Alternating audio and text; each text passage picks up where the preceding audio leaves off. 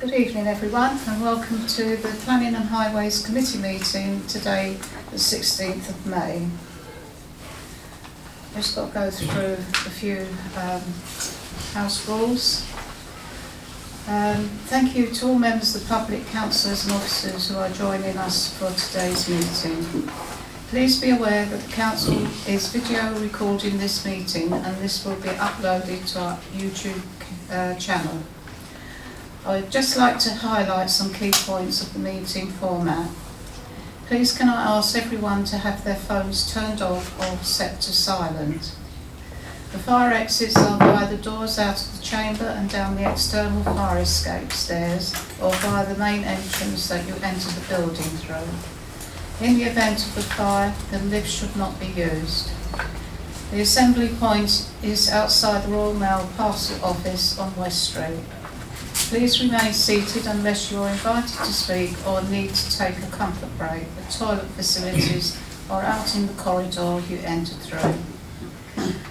Members of the public are invited to participate in the meeting with key points as follows.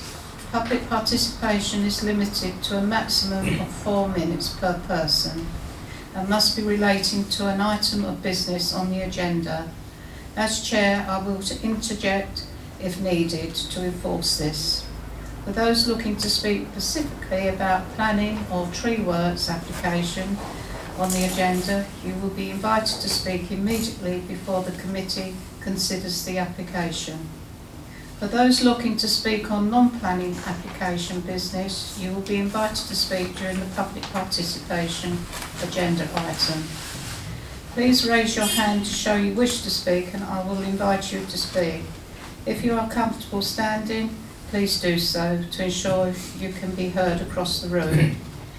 You do not need to state your name when you start speaking, if you do not wish to. But we ask that you clearly state which agenda item you are speaking about. I would ask that participants looking to leave the meeting wait until the end of the agenda item to limit distractions for other participants. Members of the public looking to leave the building will need to be escorted out by a council officer. If the meeting goes into confidential session, a short 2-minute break will be held to allow members of the public to leave. To all present, please remember to show respect to others in the meeting and avoid interrupting where possible to enable others to follow the meeting. If any councillors feel concerned about any aspect of the meeting or discussion, please clearly state point of order. I will then gesture for you to elaborate. If anyone present is felt to be behaving unacceptably, they can be ejected from the meeting by resolution. Thank you for listening. On behalf of the council, I'd like to thank everyone for attending this town council meeting. Thank you.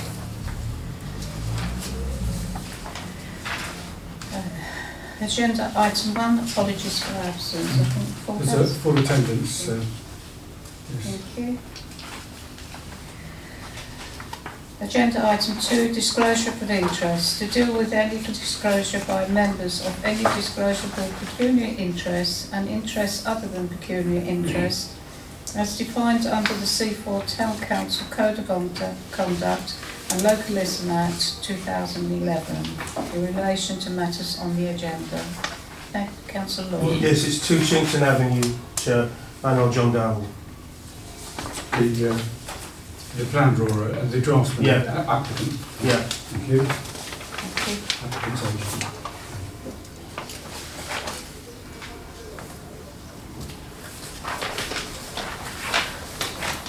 So you won't speak or vote? No, nothing. Won't speak or vote tonight. So Thank you. Agenda item 3, public participation. To deal with any questions or brief representations from members of the public in accordance with relevant legislation and Seaford Town Council policy.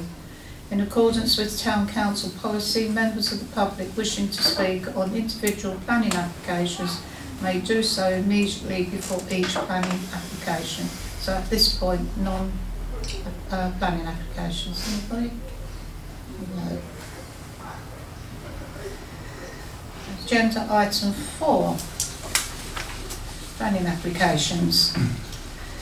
Received Monday 15th of April. LW stroke 24 stroke 0272 and 0273.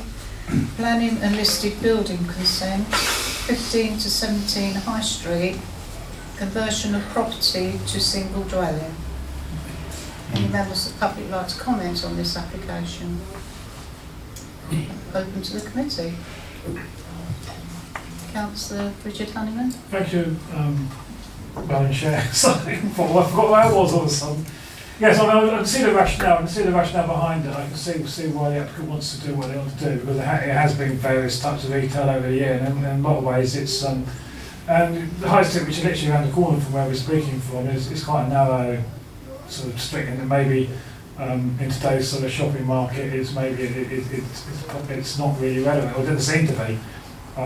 So I can't see, I don't like that converting everything back to residential, but a lot of that street already is a bit of mix anyway, so I support it. Thank you. Yes, just to comment, I think the need to preserve the building in this case sort of outweighs a change of use, and it only requires a change of use because it's a listed building. If it wasn't listed, it would have the benefit of one of the permitted development relaxations that's come in the last year or two from office to or commercial to residential. So I think overall it's good that a listed building in the high street is receiving some investment and TLC. Yeah, get renovated the right way. Was that one to second, Councillor Portman? Yeah, I'm happy to second that, because it is, as Jeff said, it's been nice to see that the investment is going into the listed property. Yeah, it's better than empty shop, isn't it? Okay. Unless there's any other comments, can I have a show of hands of support in this application? That's unanimous support. Thank you.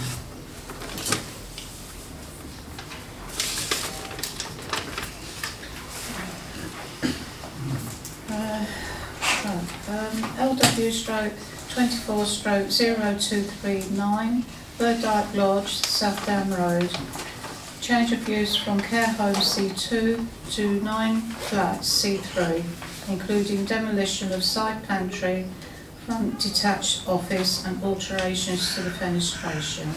Any members of the public like to comment on this one? So, who would like to go first? I think it's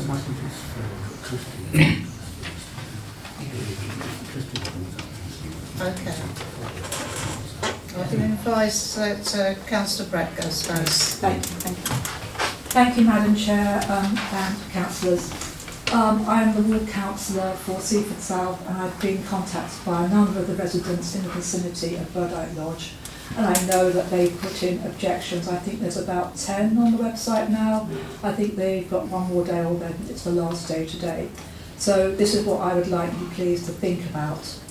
Although small units of accommodation are needed in Seaford, I am especially concerned about the reliance on on-street parking for this development. From past experience of other developments we've had suggested in this area, the on-street parking for this the transport report looks to me to be like a desktop exercise, and the person who wrote it has never visited the site or looked at the surrounding roads or negotiated a route between the parked cars. Fitzgerald Avenue is like a switchback to drive, and parking would be unsafe on the bottom section of South Down Road, where they claim one can park between Chington Road and Corsica Road 40 spaces. That's according to their map. This is a road so narrow, 2 cars can barely pass safely in some sections, and part of National Cycle Route 2. Some of you have probably been, like me, faced with cyclists hurtling down that road, round the corner from Corsica Road, where they can't see what they're doing.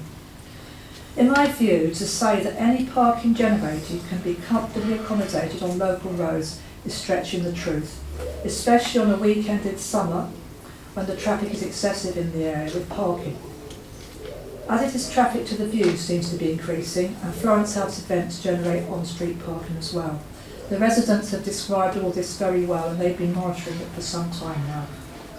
Accessibility by bus is described as being served by the regular 119 Seaford Town service, As we know, this finishes late afternoon, I think about 5:30, and one needs to negotiate a barely lit narrow road without a pavement to get there. The Cookmere bus service is similar. And the idea of trekking 22 minutes to get the coaster and lugging shopping, etc., up and down the hill as well, will not appeal to many, especially in the rain. And I know because I've had to do it even just halfway, because where my road is. I think it's a bit naive to suggest that the owners of these new flats will be happy to rely on bicycles. If they're expensive electric bicycles, they'll be vulnerable to theft from the communal bike share, and bike thefts in the area are increasing. Talk to some of the people of Lewis, they've had terrible bike thefts over there. And then what about those who may own electric cars? How are they going to charge them when it's not permitted to run cables into the street?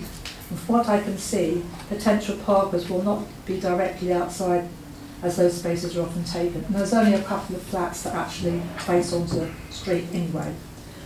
What about the disabled? There's no consideration of them for cars either, or disabled parking. What we don't know is who the target market will be for the eventual flats, given that there will be probably a high potential sale price to a developer and their markup. I cannot imagine they are going to be affordable, that magic phrase, to many local people. What does concern me is that they may well be bought as second homes by out-of-towners who will come by car and will use as holiday lets, Airbnb, given their location. These people will invariably come by car, given our unreliable train service and shortage of local taxi services, to get you to 25 minutes from the station. That's the walk. These are just some of the issues I've been pondering in relation to this site, which I hope may help the committee make a decision. I actually do think that there will be an unacceptable impact on highway safety, especially on cycle route 2. I know that a number of residents and neighbours have objected on similar grounds, so I hope you're going to take all of this into account when you make your decision this evening. Thank you very much for listening. Thank you. So, Thank you, Chair. My name is Brett Moore. I'm a chartered town planning consultant. I've been in the profession 21 years, chartered since 2007. I'm the agent for the planning application. So, following the demolition of an unlawful detached office and the former care home's pantry, both on the Corsica Road elevation, the scheme proposes the conversion of this redundant residential building with the aim of providing 9 much-needed self-contained flats comprising 5 2-beds and 4 1-bed units. The site lies within the defined planning boundary and also the Seaford neighbourhood plan area. The application property is not listed, does not lie within a conservation area or a flood zone, but does lie within an archaeological notification area. The care home has been vacant since June 2023. In my opinion, the key considerations in the assessment of this application relate to the principle of development, design of development, quality of accommodation, neighbouring amenities and transport impacts. And I'm going to briefly summarise my assessment of each in turn. Principle of development, first of all. The proposed use of the application site would be compatible with adjacent land uses. It would make a valuable, very valuable contribution to local housing supply, and also represent an efficient and effective use of a previously developed site. The principle of development is, in my opinion, entirely acceptable. The design of development. The former care home has no design features of note. The proposed removal of the unlawful detached office in particular will improve the street scene in Corsica Road, and the proposed alterations to the property's fenestration will respond sensitively to and reflect existing arrangements. On this basis, the property's character and the locality will be protected. Thirdly, the quality of accommodation. The application property's built form, by virtue of this and the existing site constraints, of the 9 flats proposed, unfortunately, it's only possible to provide 4 with private external amenity spaces. However, it's crucial to recognise that whilst occupiers of 4 of the flats will not have access to private external amenity spaces, they will benefit from a significant opening of internal space. Also, given the application site's location, which will have easy access to numerous public amenity spaces in close proximity to the site, there'll also be an area of soft landscaped communal space to the front on South Down Road. Fourthly, neighbouring amenities. We will use obscure and part obscure glazing where appropriate, so that occupiers of neighbouring residential properties will not suffer any undue consequent loss of privacy. In this respect, the proposal is considered to satisfy all relevant design-related national and local policies. And fifthly, the impact on the highway. The provision of any amount of off-street car parking would severely compromise the quality of the development. Specifically, if we were to provide car parking spaces in place of the communal amenity space, not only would the living conditions for future occupiers of flat 3 be unduly compromised by being subject to poor outlook and experiencing unacceptable levels of noise and disturbance, but it would also not allow for a pedestrian access to serve future occupiers of flat 1 without there being a consequent loss of privacy being experienced by occupiers of flat 3. I also think it would make the application quite unsightly to have a car park filling out the limited space in front of the building. So, in support of the proposed zero provision of off-street car parking, it should be noted that a recent parking beat survey confirmed that there was in fact sufficient capacity on local streets to accommodate the likely demand from the proposal. And also, it should be noted that the proposed use of the site will generate a significantly lower number of daily vehicle movements than that of the former care home use. The proposed scheme is appropriate and acceptable in planning terms, and there will be no consequent undue harm on either the character of the property, surrounding area, neighbouring residential amenities, or existing local highway conditions. Indeed, I was up there only half an hour ago, and you could count on one hand the number of cars within 800 metres of the building, up Southdown Road and Corsica Road. So we have over 4 minutes. Thank you very much. Okay, thank you. Right, anybody else want to speak on this application? Right, open to the committee. I'd like to lead on this one. Councillor Foreman? Yeah, thank you, Chair.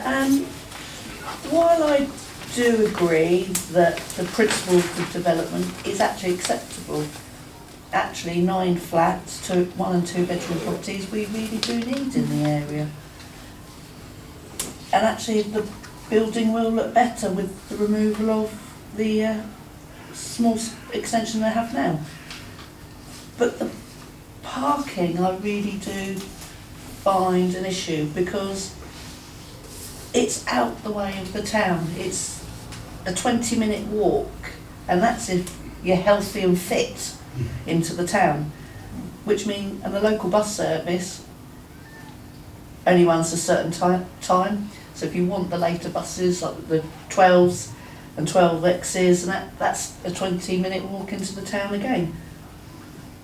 I think there needs to be more provision for cars, because more people will be using cars on this, and the road, Southdown Road, isn't built to have vehicles parked on the road itself, and the neighbouring streets are already full of cars a lot of the time. So although I accept the development with that, I'm actually objecting to the fact of a lack of parking provision, which actually makes it unsustainable for the local area. Thank you. Councillor Olivia Hunman? Without repeating everything that Liz has just said, I'm very much, yes, I like the development, but it's the parking. And having been up around that area quite a number of times, if it's really busy up there, it's busy. Especially in the summer and any time if there's events going on there as well. So I really do think there should be some provision of parking on the site that they're doing. So yes, I would probably object to it because the issue over the parking. It's a busy road, that's a busy area, especially in the height of season. Councillor Richard Hunman? I think it's possible to show a block plan so we can see where vehicle access is. There must be some vehicle access in some form or other for deliveries and everything, and maybe a Walden as well. I can't know if there is one there. It'd be quite useful to. Yeah, there is just existing block.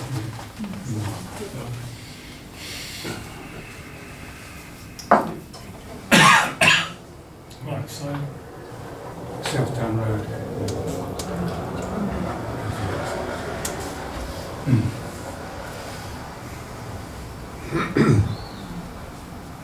I see there's 2 lots of it, isn't there? Sorry, yeah, I can see what we're doing now. It's just one side, isn't there? So access is from Southdown Road, yeah? Yeah. And And it's right opposite Florence House. So the main section is from the middle, isn't it? There's Yeah. from the north to the south sort of thing, and that's where vehicles turn around. So is there a side entrance off Corsica at all to drive in or not? No. No, it's not. No, nothing. Yeah, it's. So I mean, personally, I'd rather there was a couple of less flats and then a bit more parking provision somewhere. That's what I prefer, to make it a bit more. You know, I know you don't necessarily need too much parking because of the type of accommodation it is and where it is, but I think that a certain amount would probably balance out the site in a better way. So I think I'd have to support from that alone. I think I'd have to object because there's not quite enough provision for a certain amount of parking. Councillor Lord. Yes, thank you, Chair. I know this property quite well, it's my interest.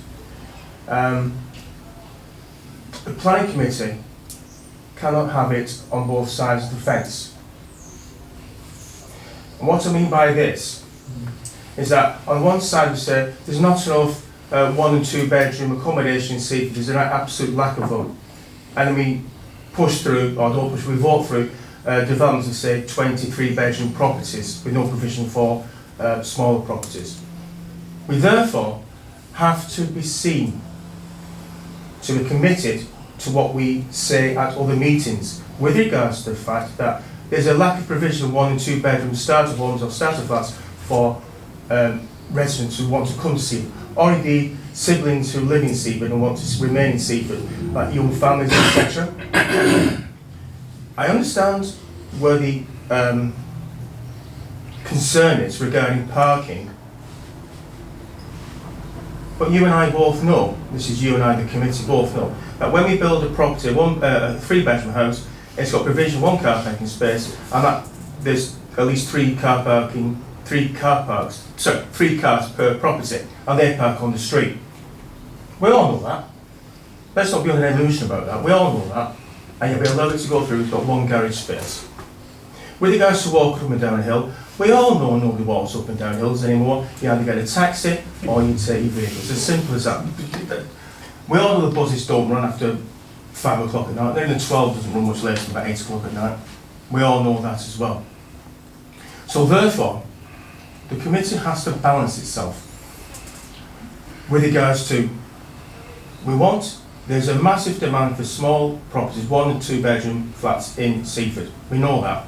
And we get heavily criticised when we push through developments of 2, 3, 4 bedroom properties. This is a conversion of an existing property. The next question you have to ask yourself, and this is a very relevant one, if this is knocked down and made into say 1, 2, 3, 4 bedroom, 4 houses, 2 and 3 bedrooms or per semis or something like that, then you go back to what we said we were going to do in the first place, which is to have 1 and 2 bedroom properties. So we want to flatten it, well 1, 2, 3, perhaps per semis, all have 2 car parking spaces, great, and have a charging point, even better. You have to make a fundamental decision, irrespective of car parking, irrespective of neighbours. That doesn't matter. We're looking at an application which is in front of us. I would prefer it, to be honest with you, if a small proportion of the garden in the front could be given over to say 3 car parking spaces on a first come first served basis. Obviously to the left of the entrance, there's quite a large area there. You can probably get 3, possibly 4 car parking spaces there. I would also prefer if those 3 or 4 car parking spaces had battery charge, electrical charging facilities for cars. It would sit far more comfortably, not only myself, I think all the members on this committee. Thank you. Thank you, Councillor. Councillor Clay. I can't see any provision for cycle parking. Or is it going to be aimed at It's in the red. wrong sector? It's the red. Is that it? Okay, that's fine. That was my question then. Yeah, I think there's provision for 16 cycle spaces. Okay, that's Not going to good. get used on it, but still. Never mind. Anybody else, any further comments? Councillor Buchanan. Thank you, Chair. I think I think even though I can see that this needs more parking, whether it's 3 cars with electric parking or more than 3 cars, some thought really needs to be given to providing off-street parking for this development. Okay. One final point, Chair, nothing what I've said before. This is a green issue, and the green issue is that we're using the existing fabric of a building. We're not knocking it down, we're not importing thousands of tons of hardcore and reinforced concrete and timber, etc. We're using basically the structural framework of an existing building. So in my view, it actually ticks the green box because we're saying, well, we're using the existing fabric of a building. If you don't propose it to go through, it's going to remain empty for a considerable time longer, it's going to be subject to vandalism, it's going to be subject to graffiti, it's then going to become a mess, it's then going to fall into disrepair. And they said, well, do you know, see the committee back in May 2024, you should have voted it through. Hey, that's me just on the green issue, thank you. Thank you, Councillor. Just to say, it's definitely got the obviously the boost of being a brownfield site, which are prioritised for redevelopment.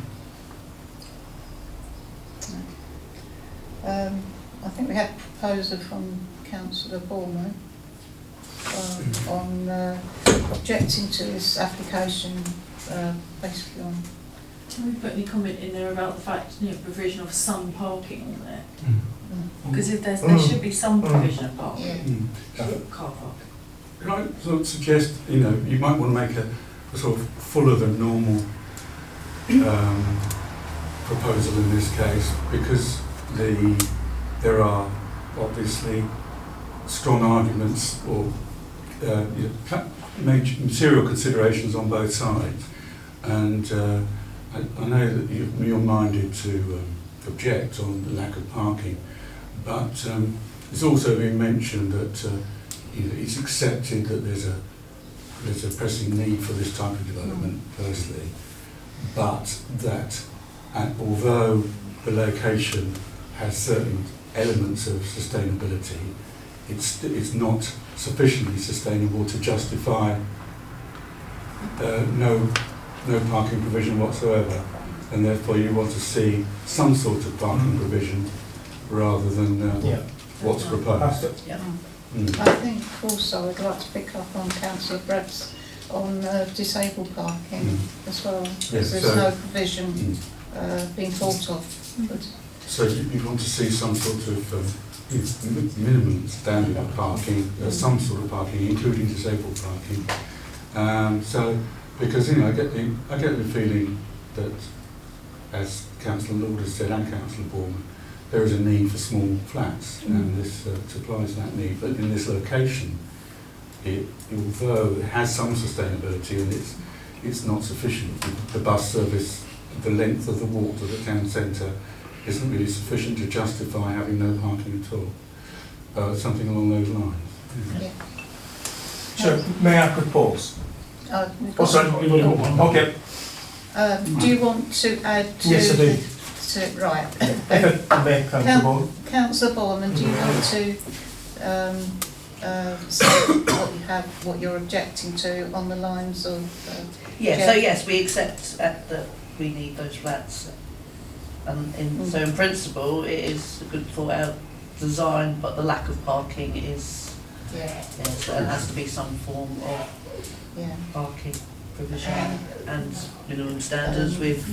Councillor Olivia Hammond's second.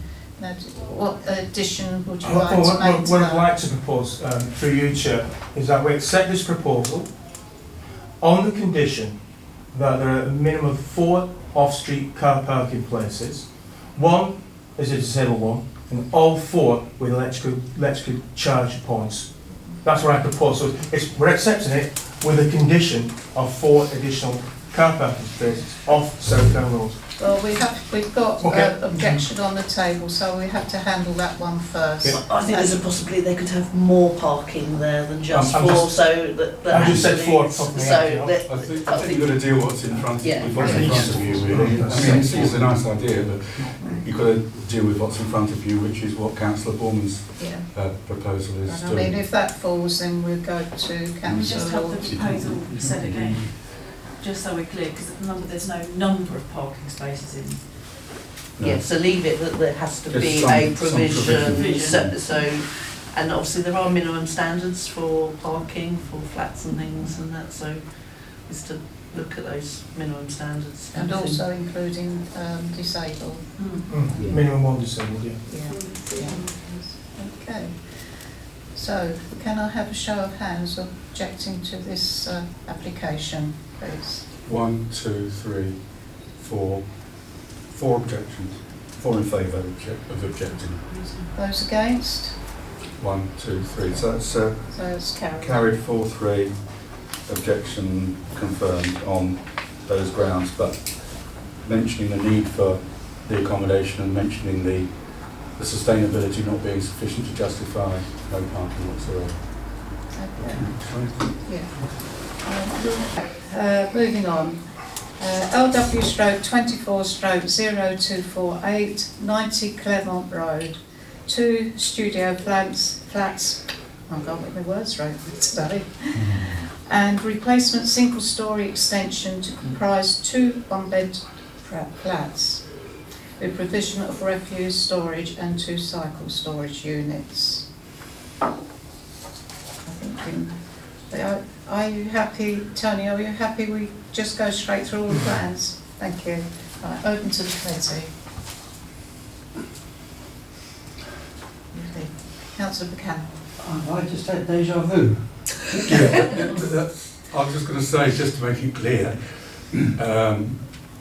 the 2 additional pairs of flats or units that I've referred to in there both received consent last year. So this is only to change the use of the 2 studio flats at the back of the garden from emergency housing, which was their original proposed change of use, to emergency or general housing. So it's a very small tweak to the existing situation. The issue is, from a lot of the residents, that they've been excluded from the debate about the expansion of the property, if you like, which they would have liked to have contributed to, because there are some problems allegedly from living close to this property, as there is with many HMOs, and that they've been excluded because of the lack of notification on the first 2 crucial applications that came in last year and were approved. We actually supported the extension, but thought that 2 rather than 1 units in the rear garden was overdevelopment. So we opted for 1 for the lack of room, but we were overruled in the decision. It was agreed. So I've advised some of the objectors, or one of them at least, has told us of their concern about the fact that they weren't notified properly, and I've had to advise them through Chair, who had the first approach, that the consents still stand, even though they might have not gone through proper notification and consultation. I think the District Council's claimed that they were properly notified, except when that was raised as an issue on the second application last year, and that if they have any concerns, they can't challenge the consents, but they can make a formal complaint to Lewis with supporting other people, supporting them, evidence, etc. And if they're not satisfied with the response, it's a classic ombudsman complaint. It's a very common complaint regarding notification. And if these complaints are upheld, and I don't think many are upheld, but if they are upheld, then monetary compensation is available. But that's a long way along the line. But that's the way the system works. And the complainant who who wrote to Linda, did acknowledge that there wasn't a lot they could do to oppose this application because it was, you know, a minimal tweak to what was already existing, and the damage was done last year by the two consents, main consents, which they allege were not properly notified. So that's it really sort of ties your hands, but that's the background to it.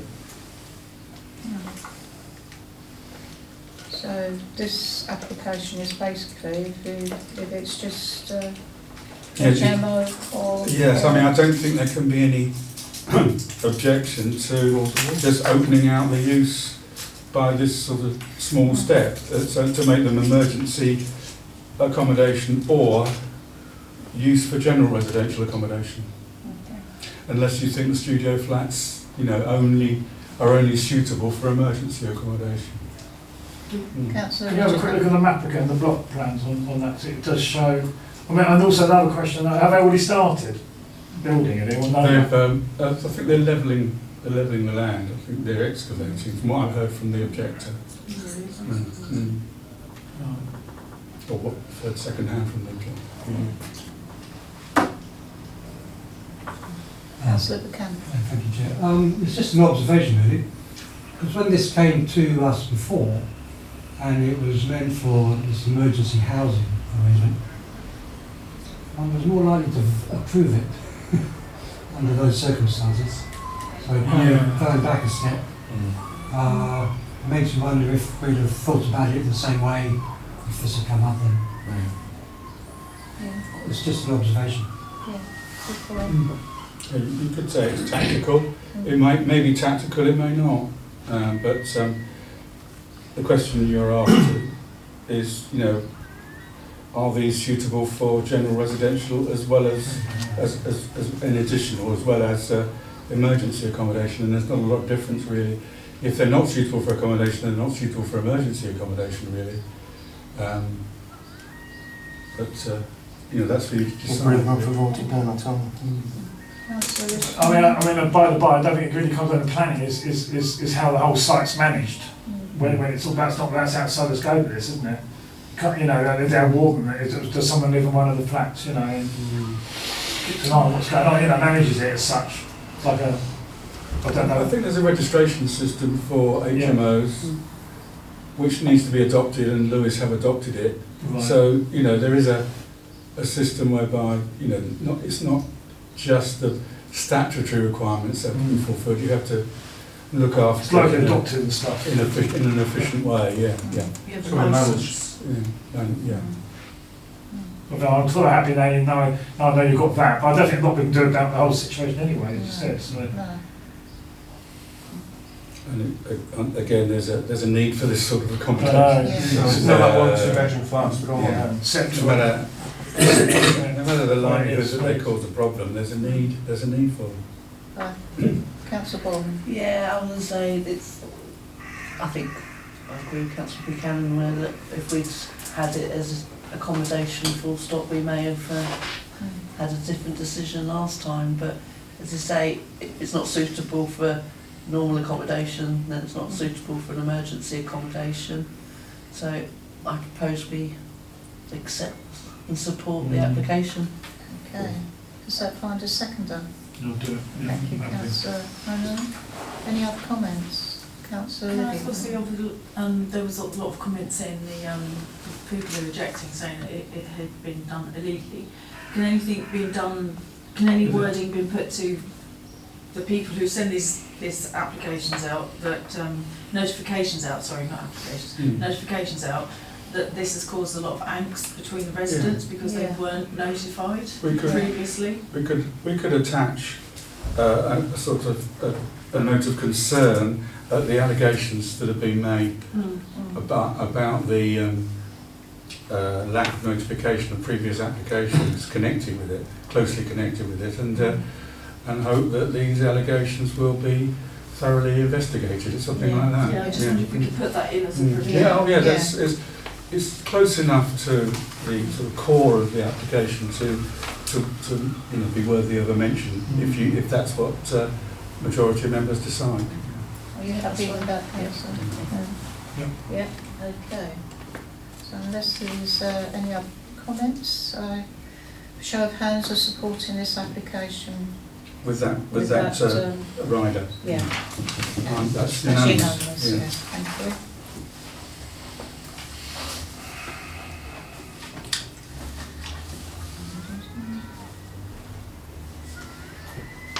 Right. And the applications week commencing the 22nd of April. LW/24/0295, 31 Wolfriston Road, conversion of existing garden cabin into a habitable space.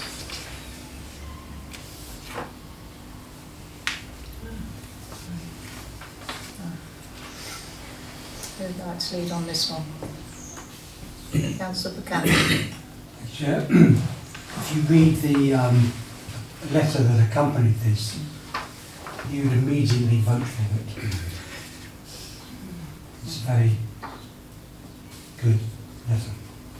It's to help the people that are living there, apparently. It's a place for their kids to live in whilst they look after other kids in their care. Thank you. So So it's your proposal to support this I application. propose to support it. Does that find a second? As in like car parking provision. Sorry? I'll second that, sure. Thank you. Any other comments? Councillor Olivia Hunt. Swinging the Just car. because it's still like learning thing here. When I was looking at the neighbourhood plan, it said it falls under permitted development rights. Yeah. But it says something about there's going to be a toilet and something about if there's going to be toilet and washing facilities in there, that it shouldn't be allowed. Mm. Yes. I mean, normally... Oh, sorry.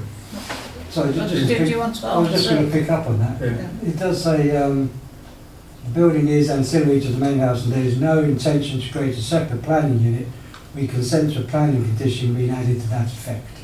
But it did say that there would be with a shower room extension too, and I assume and it said about a toilet as well. So that's why I've just questioning. Yeah. I think... How does that work when it's neighbourhood plan saying? That's why I just wanted to query it. I think whenever we get an application of this kind, it's standard procedure to add, if it's supported, to add that there should be a restriction on the consent that the accommodation provided, as it is self-contained, should not be used by as a separate unit of accommodation by people not by non-family members or by residents with no connection to the occupiers of number 31. That's quite a standard restriction in these cases because it's very when you've got self-containment of a unit like this for whatever reason, and there's a good personal reason given in this case, it's still very difficult to, once the facilities are in there, to control the occupation.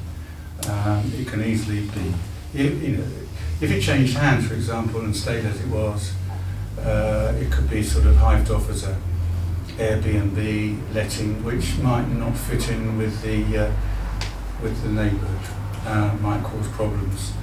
So if you support this, and I can see reasons to support it, the very minimum I think you should do is to place quite a strong restriction on there that it should not be used by other than by members of the host family, if you like, the family in the main dwelling.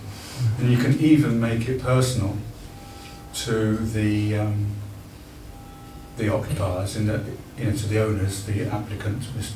Benvenuti, I think his name is something like that. If you want to add a further restriction, and it's up to you, you could make it personal so that when the property is sold, the facilities that make it self-contained are removed. Now you might think that a bit harsh because of the cost of removing those facilities. I mean, it wouldn't mean removing the building. Most buildings like this, which receive permitted development rights, are used for sort of playrooms or hobby sheds or man cave, yeah, but without the facilities. You know, there might be a sort of basic, there might be a toilet in there or a wash basin, but not cooking and the other facilities that make this sort of properly self-contained. So, as I say, I would advise, if you support it, to put the standard restriction on, because I'm sure that's what Lewis would do anyway, if they approved it. And also to consider making it personal to the applicant, and so that it, once the applicant and the special reason for having self-contained facilities here, which is the use of the main property as a home for children in care or foster children, and then once that goes, that special reason goes, there's no reason for that outbuilding to be properly self-contained. So. Thank you. Have your hand up, Councillor Bourne? Yeah, thank you. I'm really in two minds with this. Yes, I agree, it's a great reason for fostering and to try and support the application for that. But our neighbourhood plan does say that we won't have outbuildings as livable accommodation, and we've had them before and they've been turned down through Lewis or Vale Road ones and things, and they just wanted an outside office and they've been turned down. So, but yes, if the children then moved on, it could, because if you look at it's a toilet and shower, it's a separate kitchen lounge, and it's a separate bathroom, which means it is And a bedroom. a separate bedroom, yeah. So it is an accommodation that then could be used for other people, and then you could have huge safeguarding concerns with it being foster carers and that being in there so close. So I'm really dubious on that. But obviously the social workers would have to know who was living there and vet them and everything in order for them to keep up their foster caring at the time. But I wouldn't want this then, obviously if the property was sold, to then be let out to someone else or to carry on. So I don't know whether to object to it through the neighbourhood plan or whether to support it, but with some of the provisos that Jeff said. So I'm still in two minds. Councillor Bridges-Hanneman? So is there another plan, Chair, which shows the outbuilding in relation to the whole house? I don't know how far down it is. I know they're fairly large gardens, similar to Vale Road, not quite some of them. I don't know if they've got bigger sort of map anywhere. Oh, it's Quite a way down, right? yeah, they're quite big. They're quite big. They may look narrow from the opposite way, but they are quite long gardens, aren't they, in that respect? So. And it's got a side entrance which you can easily be. I know where back's onto now. Yeah, back in Chington, doesn't it? Yeah.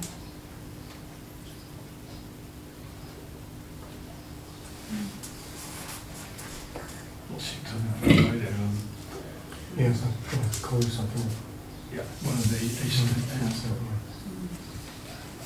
I mean, It's tricky. yeah, I mean, the reason, I mean, it's like almost like a studio flat, except that it's got a bedroom. That's the bit I'm not happy with, because if it was just one room with, say, a pulled you up, I think it could be more acceptable, but it is, yeah. Anyway, we have got a proposal on the table by Councillor Cannon and seconded by Councillor Lord of supporting this application. Are you still happy with that? Oh, I don't know now. Right. No parking, is there? No parking, so basically, I hadn't realised it was against the neighbourhood plan with regards to, and I've always been staunch against developments in the back garden, because I always say it's like get one in, get a load of them in. I just saw it basically as a glorified shed. That's sort of originally looked at it, and with what's been said, I'm second thoughts now, to be honest. But So I'll reserve it until we make a decision on voting. So I'm going to withdraw my support of the President and Sam. Does it find another seconder? No, I'd second it. A seconder. So can I have a show of hands for supporting this? Sorry, is he going to have a proviso? Yeah, Yeah, Do Oh, you want to accept the proviso? Yeah. Yeah, it's got the standard provisos, obviously, no subletting and Yeah, Airbnb, the And it's usual. locked down to that own person. only to be used by members of the family, Yeah. and when sold, facilities are removed, internal facilities. Yeah, there's two provisos. The first one is the basic one of restriction of use. Yeah. The second one would be it only carries on while the applicant is the owner of the property, and that when ownership ceases, the facilities that make it self-contained will be removed. Now that's sort of harsher than the basic restriction. So you can argue that the basic restriction does deal with any concerns you may have about it being Airbnb. The one about taking out facilities, well, you might see that as harsh because it would be, once facilities are in there, it's quite an expense to have to take them out. So, the owner might not accept that at all unless he intends to stay there a long time, in which case. So it is, and Lewis also might think that might be too harsh, but I've seen it applied in certain cases, so I thought I'd mention it. But the basic restriction is the restriction on use.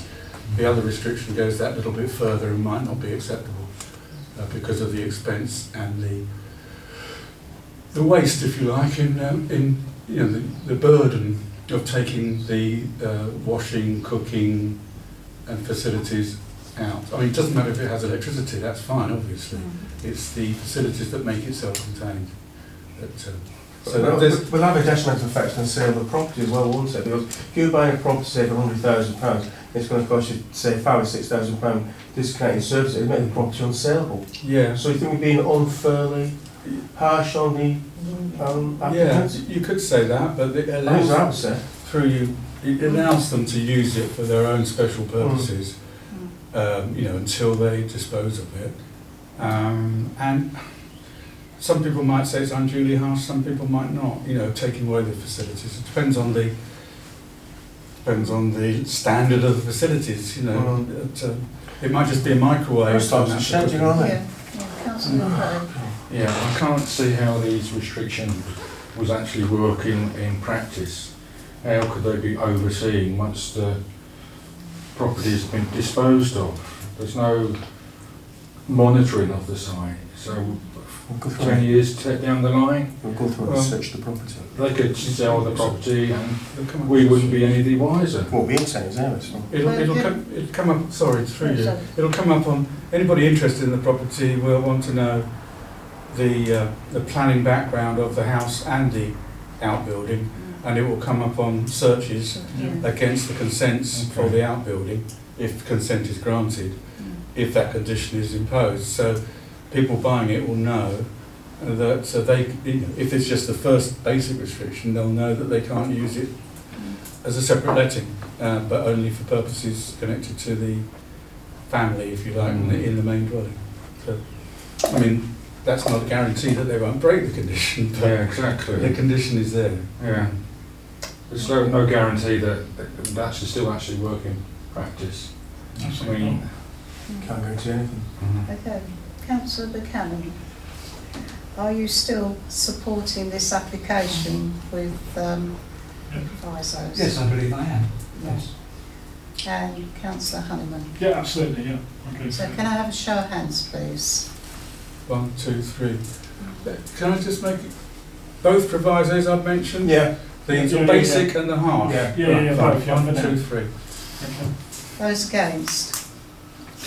That's negatived by 3 votes to 4. So No, So I need a new we proposer. need a new one. Councillor Foreman? I would propose to object to this application going against the neighbourhood plan, back garden development, and no, If it was just somewhere to go and chill and then they go back to the home to sleep at night, I've got no problem with it. But to have all those additional facilities, no. So, Okay, thank you. Does that find a seconder? Thank you, councillor Clay. And can I have a show of hands of objecting to this application on those two grounds? 1, 2, 3 in favour of objection. Those against? Thank you, Chair. Well, we don't have to make a decision, do we, Chair? Well, I've got the casting vote, I Yeah. suppose. Well, let's be honest, there's 1, 2, 3, 4. Yeah. No, there's so Four. there's four. You've Three voted can't against, haven't you? vote because there's no time. There's no time. If somebody's switched, which is You're allowed to. we're quite We entitled need to a do. proposal has been accepted, basically, so Yeah. we don't Yeah. have a proposal. We need a third So proposal. can we ask the person who swapped sides what proposal they'd like? Can I put a proposal in? Yes. I would like to propose that the one I would be happy with is that we go ahead with this, but we look it down that it's not the really harsh option, it's the one that says it's just for the family only. Okay, can I do another? Don't make perfect sense. Feel on that, this right?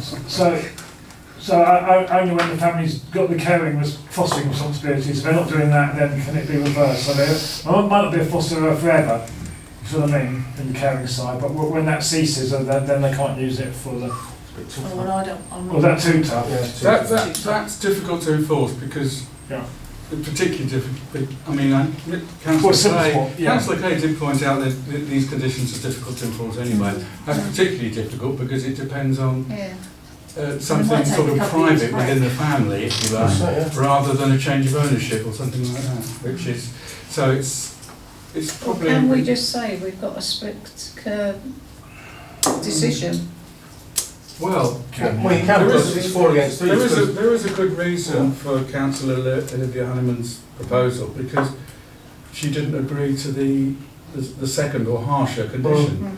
So if she proposes and it's seconded that we support it and attach the basic use restriction condition, then that can be voted on, and it may pass, it may not, but it might break the deadlock. Yeah. Okay. Okay, so So I'm proposing that we don't do such harsh option, right, the basic. To because support the family are doing it for caring purposes. Yeah. Okay. Okay. Does that find a seconder? Councillor Buchanan? And can I have a show of hands, please? 1, 2, 3, 4 in favour. And And those against? Oh, hang on, Liz, put her No, hand up. no, Tom's is ready. 3 against. Yeah, Yeah, 3 3 against. So it's supported Yeah. with that use restriction that it be used only because of the level of self-containment. It's only used by members of the family Yeah. while the Because what we have to take into consideration, which we've not mentioned here, when it says members of the family, it may well be that the residents got elderly, and the younger people got to look after the residents in 20, 30 years' time. So we can't narrow it down and say, well, because sooner or later we're all going to get old, we're all going to need some kind of care. So stick them in the bottom of the garden. When you look after them down there, It will apply to members of Yeah. members of whatever family owns the property at the time. Yeah. Right, moving on.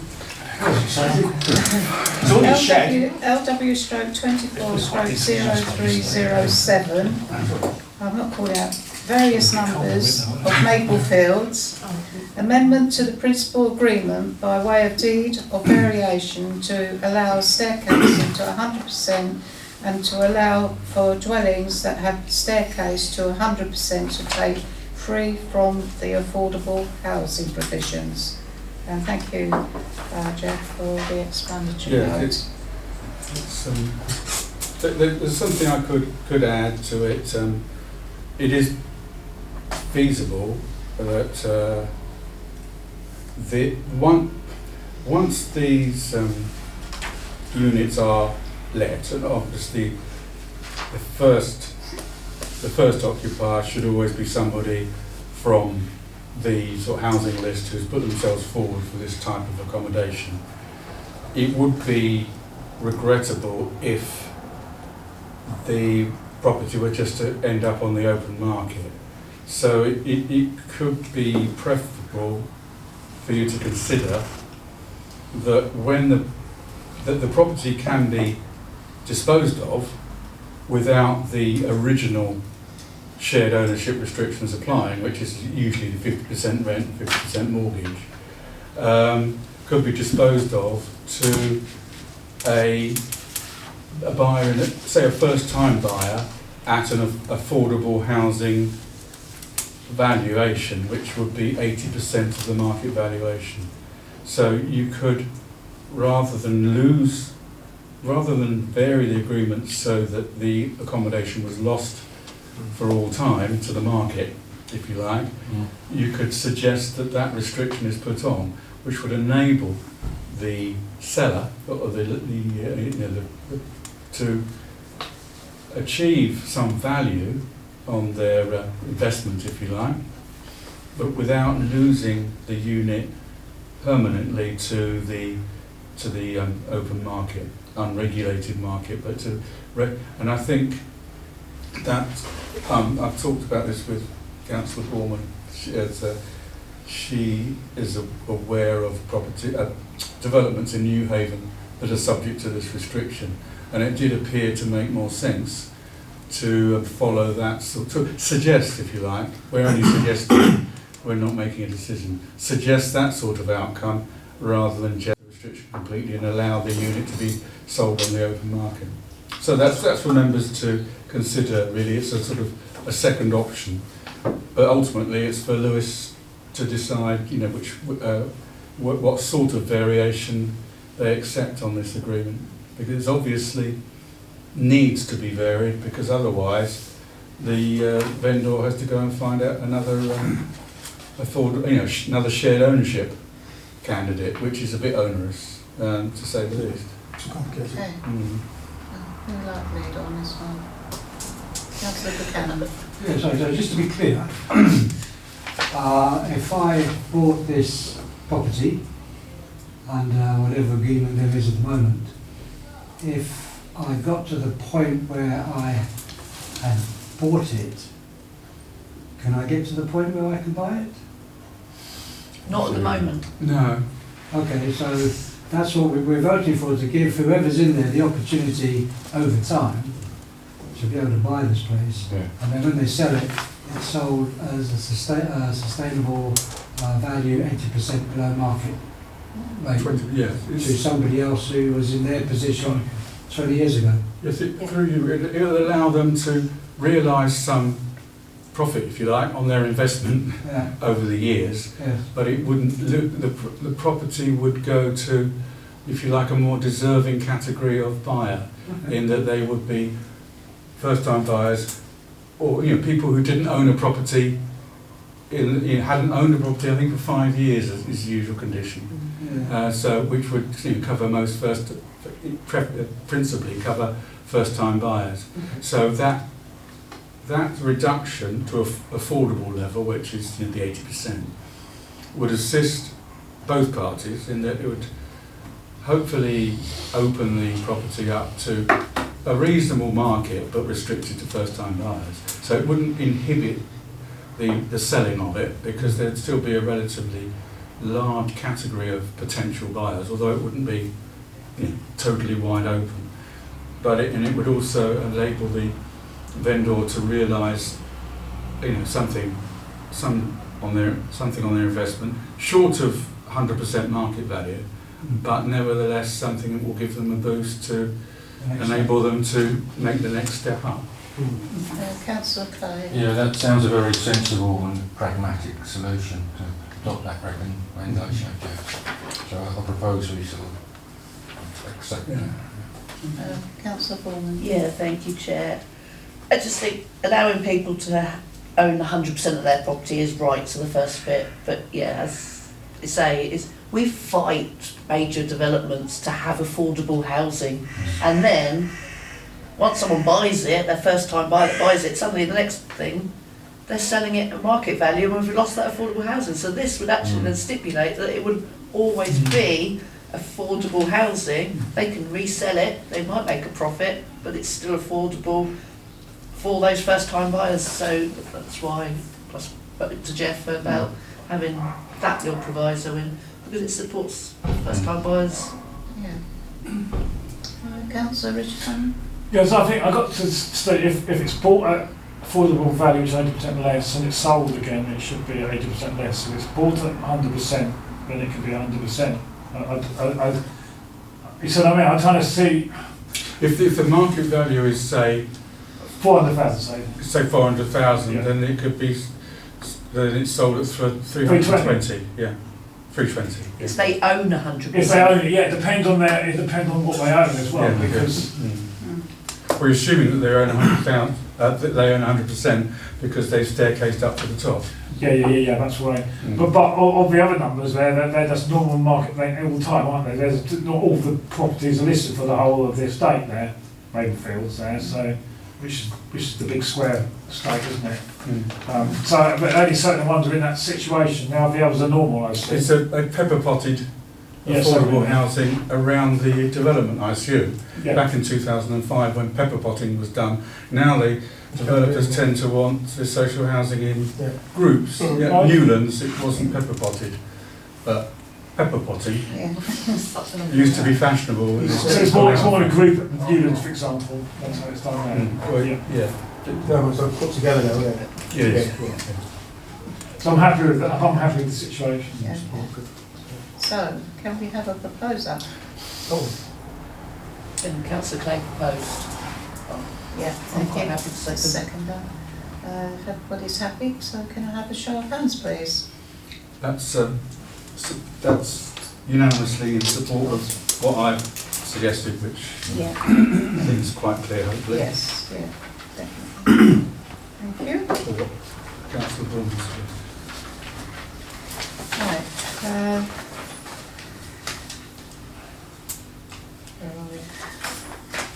LW stroke 24 stroke 0305, flat 1, 34 Southdown Road.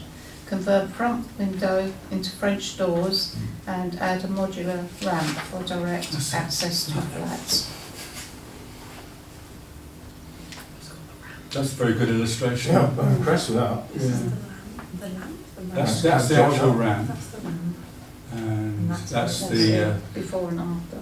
before and after, which is a pretty good view of it. Councillor Lord? Yeah, it is what it is. It's needed. I've really not any problems at all with things like this, because sooner or later it will be installed in this particular property. So if we prove it now, it's in, it's going to help benefit the resident who lives there. So I've really not got any problems whatsoever, and I just suggest we support this application. Yeah. Councillor Bournemouth? Yeah, I'm very happy to second the application. I like the fact that they've not changed the top of the windows or anything. Yeah. They've just extended the lower windows Dropped basically for the door and anything. So very happy to support this. Yeah. Any other comments? Councillor Libby? I'm just concerned it's good that the actual, was it Guinness Partnership have said yes, go ahead and do this. Yeah. So I think that was good that That's good, that yeah. supportive letter was in there. Councillor Just Richardson? depends on that parking. And notice a little bit of parking is left, but I don't think we worry too much about that. There's no problem. No, it's parking. Look at the first and the second. You're going to lose a little bit of parking. There's no parking, that's fine. Yeah. Anyway, we've got a proposal that we support this application. Can I have a show of hands, please? That's unanimous. That's unanimous. Thank you. Parking lose. I've got 7 floors, but LW stroke 24 stroke 0024, 23 Bishopstone Road, Bishopstone, single storey rear extension and conversion of garage into a habitable living space. That's existing, and that's proposed. So it's slightly higher, but in a way, you could say it improves the facade. balance, doesn't it? Councillor Bournemouth? Yeah, thank you, Chair. I'm very happy to support this application. It does look better. The roof alignments actually look nicer now rather than the flat roof with the previous garage. So Yeah. Yeah. And the extension at the back is just an infill, just behind the garage. It's nice that. Does that find a seconder? Thank you, Councillor Richard Honeyman. Can I say something? I think, Yeah. I think the garage is fairly small anyway. It probably wouldn't be that good to put a modern car in anyway No. as such. But I always think it's a shame when you do lose a space, but it's, let's say, it's not a significant garage. So, And they have got long driveways. those are very long driveways. Yeah, I think you can get about 6 cars on them. Probably quite a few cars in there. It was a very long drive. Right, so can I have a show of hands supporting this application? That's unanimous. That's supported unanimous, thank you.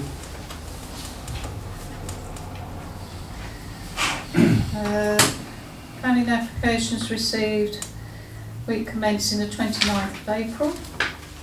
LW/24/0319 6 Chinkton Way. Installation of cladding, addition of 3 skylights and alterations to the fenestration to existing single-storey building at the rear.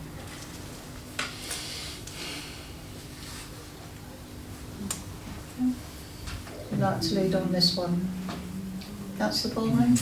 Thank you, Chair. It's all at the rear of this, so it's not going to be seen by anyone, and I can't see any issues with it, so I'm happy to support it. Thank you. Does that find a seconder? Thank you, Councillor Olivia Honeyman. On to No, as you say, it's all at the rear, so. Yeah. Any other comments? Yeah, where the lights again on the roof? On the top of the flat? The flat with on the extension bit, yeah, not on the top of the main house. No. No, on the. Across the skylights. Okay. Yeah, that's fine. Yeah. So can I have a show of hands supporting this application? That's supported unanimously, thank I you. used to do drawings like that, Jeff. Remember that with a pen and a ruler? I used to do drawings like that. You know, no CAD and all that, you know. Age 6. Good Oh, yes, right. LW/24/0298 13 Hillside Avenue. Single-storey rear extension to replace existing conservatory, hipped gable roof extension with creation of 2 side dormers and addition of 3 roof lights to existing roof. I'd like to lead on this one. Don't mind the rear.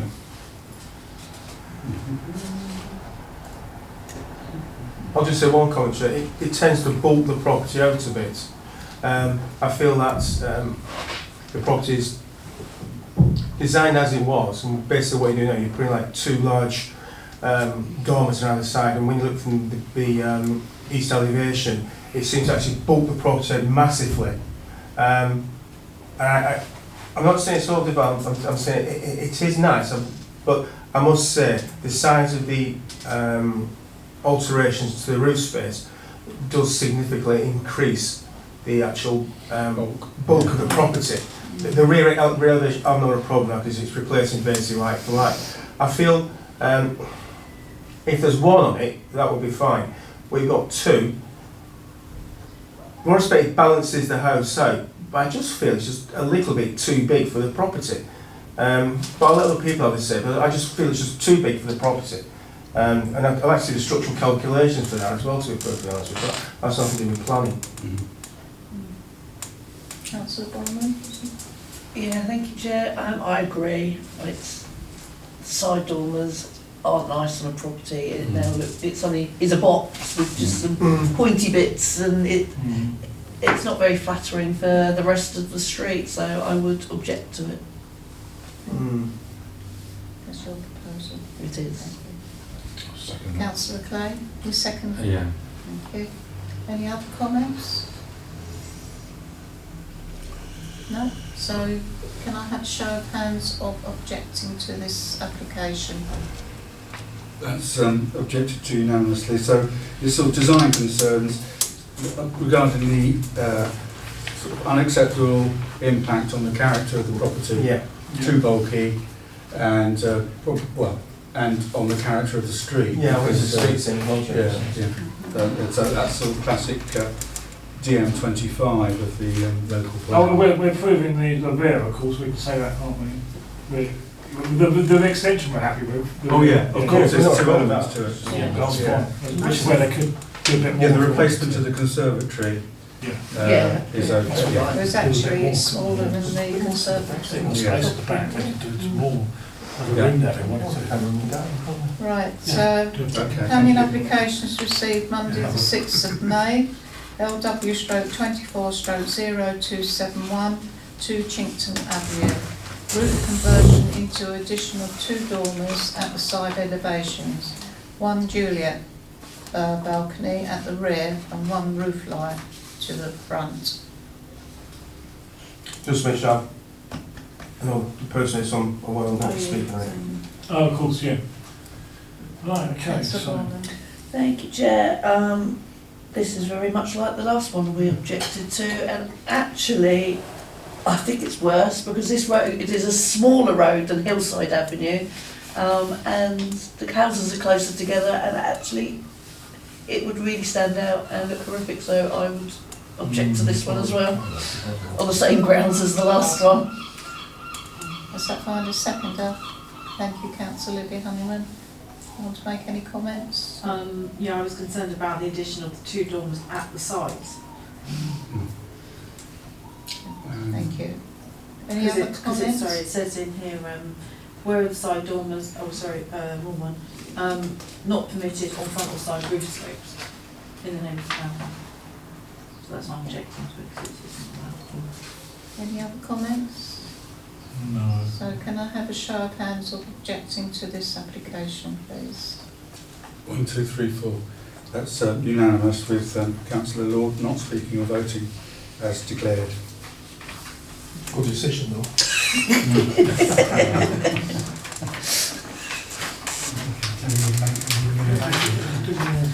More at the back from the low. LW/24/0330, 17 Pelham Place, Pelham Road.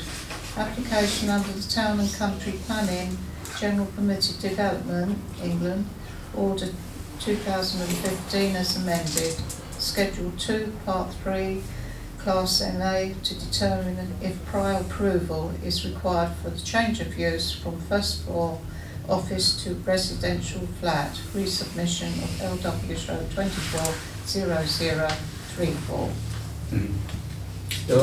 I've explained that this is one of the sort of complicated amendments to the permitted development rights, which were made to introduce some flexibility during COVID epidemic, for one thing, and generally to sort of boost commercial business and things like that. So it is rather complicated. That if there's any objections from the local planning authority or consultations on those grounds, then prior approval is denied and a full application has to be made. But if there are no objections, then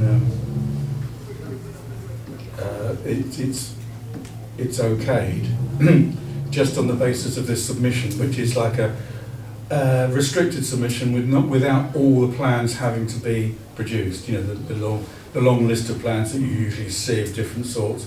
They just have to put a basic plan in, as you see there.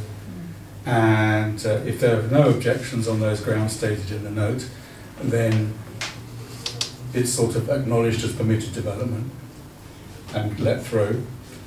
And if there are valid objections on any of those grounds, a full application is required, which may or may not be accepted in the end. So it's a bit of it's a halfway house, and it's a bit complicated, but you know, I've done my best to explain it there. I'm not sure whether I understand it, but that's the best I can do. Thank you. Right. Who would like to lead on this one? Councillor Lord. Yes, I agree with Jeff actually, these are complicated ones. And I was also reading the fact that it's costing more and more money to produce documents to get through planning. And there used to be a few repairs needed. Something like this will probably cost the best part of £25,000. in a full planning application, probably a little bit more. And I know exactly where the developers are coming from. They're saying, well, look, if you're happy with it, we'll submit a full plan application. If you're not, in fact, tell us why you're not, we'll amend the plans before we submit them. So we only have one bias to the church to say we're not happy for a certain reason. And developers are getting increasingly frustrated with planning committees, etc., with regards to having refusals. When you do a full plan application, 20, 30, 40, £50,000. I mean, in some cases around London, a straightforward application costs £125,000. And if there's a risk involved, what's the point of doing a £125,000 risk if the planning committee are going to go into? So, just quite, this was brought in to somehow simplify the process. And really, I think this is one of the first time, to my knowledge, in Seaford, we've been have this proposal on the table. And if we deem ourselves that we don't want the application to go forward, I think we should tread with extreme care, because whatever we object to, and the developer decides that if they're objecting to this, well, we will do something to amend that. When it comes to a full plan application, you've had it, because we've said we object on such and such grounds. And they said, well, okay, instead of having 3 bedrooms, we'll have 2 bedrooms, for example, make everything 2 bedrooms. When it comes down again, a full plan application, it will just literally go through like an express train, because this is your one and only chance.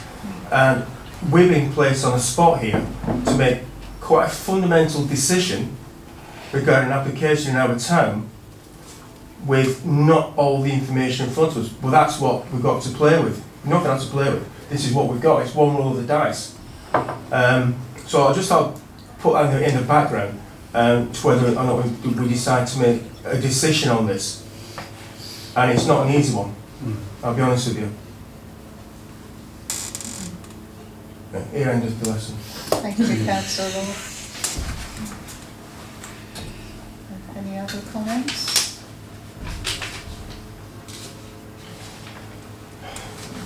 Quiet. Yeah, that's a tough one. Councillor Clay.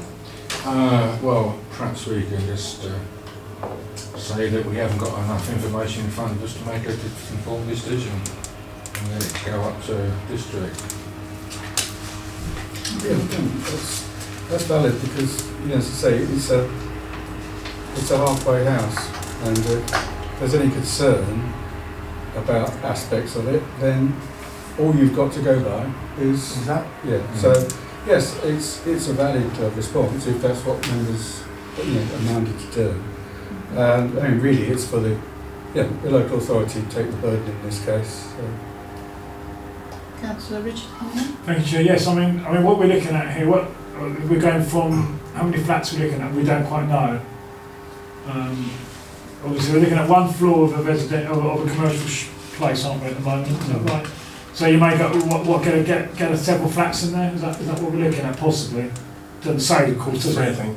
So there's a previous application. Yeah. So there's a basement, there's a ground floor, there's a first floor, there's a second floor, which are now all flats. I'm not entirely sure this is just for the First floor. ground floor. First floor. First floor. Yeah. It's going through it floor by floor. Well, the drawing that was on the website was only for the ground floor and the basement. So I went back to the previous application, Yeah. Oh, I see. and that has all these That's different They've already floors. been converted, so we're just talking about one floor being going to be converted. We need this on accommodation. No parking, of course, Of course. but we know where we are, Yeah. so I'd be quite happy for it to go ahead. That's my view. I think you've got it, as the rest of them are already converted into residential. Yeah. It's a brave man who goes against this one, to be honest So with you. that's, Yeah. because we need That's your accommodation. proposal. Yeah, because we need accommodation this like in the centre of Seaford. So. And this is sustainable. Yeah, and it's sustainable. Yeah, absolutely. No parking. We should not mention that. Does that come under second, Councillor? Sorry? Yeah, okay. Councillor Clay, you put proposal first. Does that find a seconder? Councillor Borland. And can I have a show of hands? That was to... Insufficient information to make yeah. a decision. So can I have a show of hands on that one, please? 1, 2, 3 in favour of objection on those grounds. Yeah. And those against? Or not objection, but a resolution on those grounds. Yeah. Resolution. Yeah. Choose on this. 1, 2, 3, 4. So that's negatived by 3 votes to 4. So we need another proposal. Presumably, we wanted to make a proposal on something else. Yeah, to accept what's there, yeah, basically, yeah. To accept the first floor. So it's so to support the application. With the information we have, Yes, yeah. And did that find a seconder? Councillor Lord. And can I have a show of hands as 1, supported? 2, 3, 4 in favour. And those against? 3 against. 3 against. That's carried. 4-3. What a little split decision. No parking. So you can't park across the road. It's slightly closer to the station. You can throw a stone at the trains. No, you can't. Right, we go on to tree works. TW/24/0045 TPO 3 Seaford Close, T1 Sycamore, height reduction of approximately 12 metres and removal of lower branches. Councillor Olivia Hunman. I couldn't find all the other documents that go with this, the other supporting Well, I documents. don't think there are. There isn't. Because I'd like to read, like, I know it's Um, just sort of cutting down, but it is nice to have the rest of the forms. It says Don't download like all pictures. documents. Yeah. Well, But I do that like is- pictures, but I also like the rest of the forms. No, Yeah. there's, Filled in about who owns it, do they own it? you have to rely on the very sophisticated plan and the photos. Surely they should, isn't that a thing that they And have then to fill the forms? surmise. This is the one with the line, I'm assuming that's what they're lopping. Actually, the owner. 12 metres. Okay, through you, sir. Councillor Lord, Thank welcome you. back. Oh, thank you, Mr. Teacher. Glad to be back on a lovely Thursday evening in Seaford, but anyway. Right, this sycamores, as we all know, is one cut down in off Adrian's wall, and 2 blocks going to court. And I'll use a chainsaw on them if I had a chance, but I'm not. What I'm concerned about is the fact that it's I can't understand why you're going to chop 12 metres from the height of a tree in spring. It's the growing season. If you said to me we're going to take 12 metres off, say in September, October, in autumn, then yeah, I've really not got a problem with it. What you're doing now in spring is shocking the tree. It's in full growth, it's got full speed ahead, the sapwood is expanding, it's beginning to produce leaves, it's using photosynthesis, it's actually on its way up. And we're going to say, well, tell you what we're going to do, just going to grow, we'll cut 12 metres off you. What I would be more happy with is that we propose the removal of the low branching, so we coppice the bottom part of the tree up to say 7 metres, something like that, which is about 20 foot, something like that. But we delay the coppicing at the top 15 metres until the end of autumn, and I would suggest October the earliest. So it's a bit of a compromise. We can do the bottom bit, but leave the top bit because that is where the main growth wood is to the tree. That's my suggestion. But if the application is what we see in front of it, to just take 50 metres off the top, I would strongly object to it because it will shock the tree, and I doubt very much if it will recover from it in the next 2 to 3 years. It may even shock it that it will be so much of a shock to the tree, it may even lead to its eventual demise. Okay. Councillor Olivia Hunman? Yeah, I would say similar to group, because also doing it now, it's the wrong time of year to do such a major pruning on it. Yeah. It's also bird nesting And- season. So. Well, yeah, and it's bird nesting season, and probably that might bleed as well. And yeah, 12 metres off at this time of year is So would you like to second I'll second Councillor Lord? Councillor Lord. Okay. Any other comments? Yeah, I would also like to comment that it would be nice to have the actual proper Yes. application because, you know, Yeah. Yeah, there's the information form. in there Yeah. that we need to look at, especially when it's to do with I trees. know. Yeah. I mean, photos. So I almost feel like not voting because there's Photos are not, welcome, always but they ask don't for tell the whole photos. story. yes, but we've got the forms telling us. So just before we move on, so is there, does any other picture show that yellow bit in No. context of the rest No. of it? This is the full. It does need There's looking a, at. Oh, there you go. there's a, That's it. That's it. Mm. They haven't even got, like Councillor Olivia Hunter says, we haven't even got the application form. We should have that, yeah. No, the application form is often very gives Yeah. more information, Yeah. but I've clicked download all documents I tried that as well. and nothing happened. No, Because some of the two are next door, aren't they? yeah, Yeah, it's just the same document. yeah. Okay, so can I have a show of hands of objecting to this application on the grounds of what Councillor Lloyd? Do you want me to add that you know, we would like to see a full set of documents in Yes. future, including Mm. application form? Yes. I think we said it before, Jeff, haven't we? We have. We keep it enough evidence. Proverbial. Certainly not. We should have it.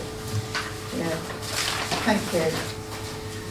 Right, moving on to agenda item. Through to, my proposal was to postpone the work till next year. Yes, Okay. yeah. Right, get rid. Right, agenda item 5 on page 7. To confirm details surrounding Lewis District Council's designation under section 62A of the Town and Country County Planning Act 1990 and the implications of this. This came in just as the agenda was being finalised, so we've given a quick resume of what we knew about it at the time. It was issued last Wednesday. I think we got to know about it on the Thursday morning, and the agenda went out on the Friday, mainly because there was a meeting, or the annual meeting was on the Thursday, so we couldn't send the agenda out until the Friday because we didn't know which members would be on the meeting. So, in a way, it was handy that there was an annual meeting on the Thursday because it enabled us to report this.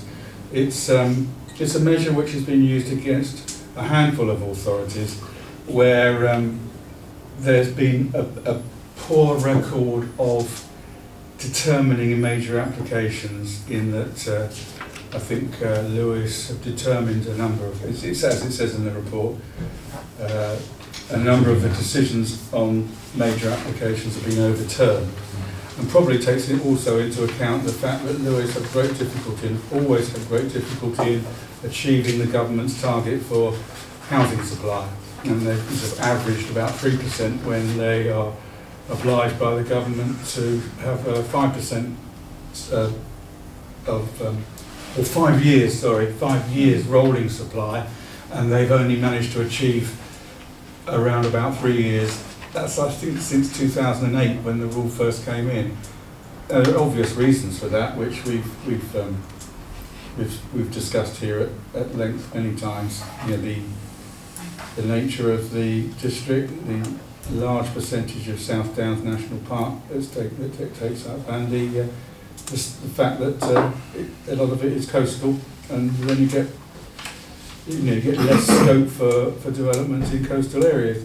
But nevertheless, this designation has been imposed, which it remains to be seen what effect it will have, whether developers will go, how many major applications there will be, because it's only for 10 houses or more, and whether developers will go to the inspectorate or will stay with the district council on the basis that the district council it's easier to negotiate, I'd imagine, for a developer with the district council than it is with the planning inspector at Bristol.